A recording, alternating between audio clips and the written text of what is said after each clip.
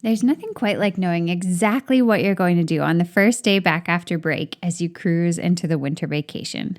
Giving yourself that mental cushion means that maybe when you wake up in the middle of the night over break, you can think about what cookies you want to make in the morning and which book you want to read by the fire instead of what to teach on the first day back. Because honestly, it's okay to take a break. It's good to take a break if you can. So in today's short and sweet episode, because I know you're very busy right now, I want to suggest an easy lesson for the first day back, the one-word project. Let's jump in.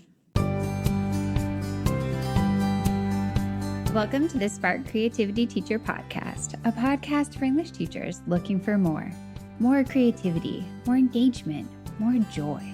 And no more scripted curriculum, lesson planning ruts, or boring book lists. I'm Betsy Potash, and I'm honored you're trusting me to help. You're not alone on this creative journey anymore.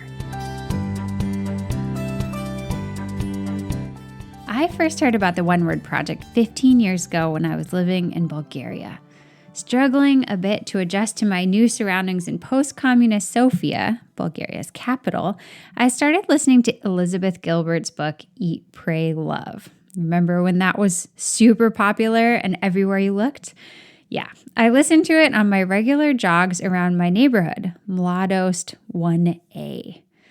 Mladost 1A was not the most wonderful place in the world for me. It had a lot of old communist, kind of post-communist block buildings and a lot of stray dogs, and I just didn't feel super comfortable at first.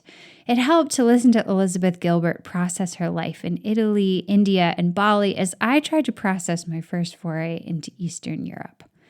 One of the things she talked about, I think it was from her time in India, was this idea of choosing one word to define the year ahead.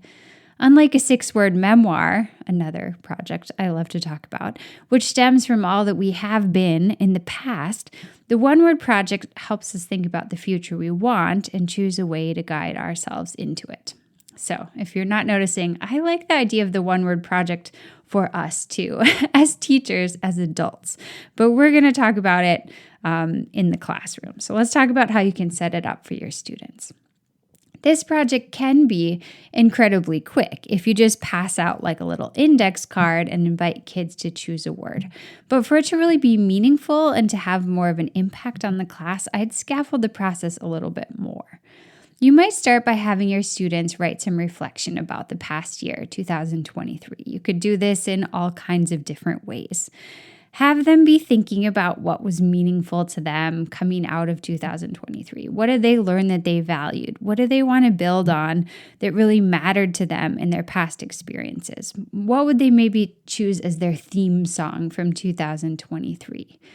After they do some writing and reflection, if they're up for it, you might let them share with a partner, or if you did something like their theme song, you might have them share on a big list on the whiteboard and just kind of see what other people are thinking about. And then you're going to make the transition to 2024. Once you start introducing this idea of the one-word project, I think it's really fun to turn it into kind of a one-pager. You guys know how I feel about one-pagers. I think the combination of visuals and text can really help to highlight meaning to make communication more powerful. So I suggest you invite students to start by just jotting ideas in a notebook for possible words they'd like to use as their one word for 2024, and then start to kind of generate ideas, goals, doodles, visuals from their life that relate to these different possible words. Then you can share some kind of a prompt with them that invites them to write their word and illustrate their word on some kind of big piece of paper. I have my own version of this. You can see it pictured in the show notes, or you can create your own version. They're going to want to write that defining word right down the middle of their paper, right? Big and bold and colorful with intentional visuals, and then they're going to want to sort of surround that word with the smaller goals, the steps, the illustrations that are going to help them really live out that word in 2024. Now, you can do this on paper. I like to do it on paper, but this year I also made a version in Canva, and that was a lot of fun too. And for kids who maybe feel a little allergic to art supplies, they might enjoy creating it digitally. I'm going to put a link to a very simple template that I created for you on Canva that you can use with your students if you want. You could also do it in slides. Any kind of visual creation platform would be just fine.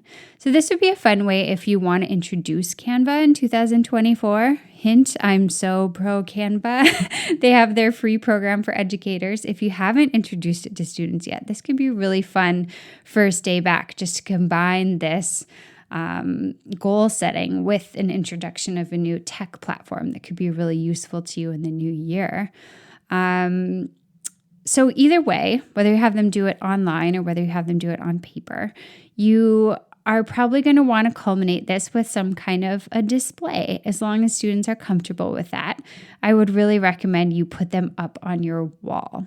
This is cool on several levels. Students can get to know each other better, see each other's words and illustrations, but they can also be looking up at that wall and remembering their goals from the very beginning of the year all throughout the end of the winter term and the spring term all the way up to graduation.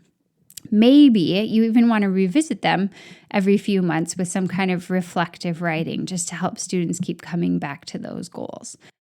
Thanks so much for joining me today to talk about a fun and easy way to start 2024 with your students. Until next time, take care of yourself and stay creative.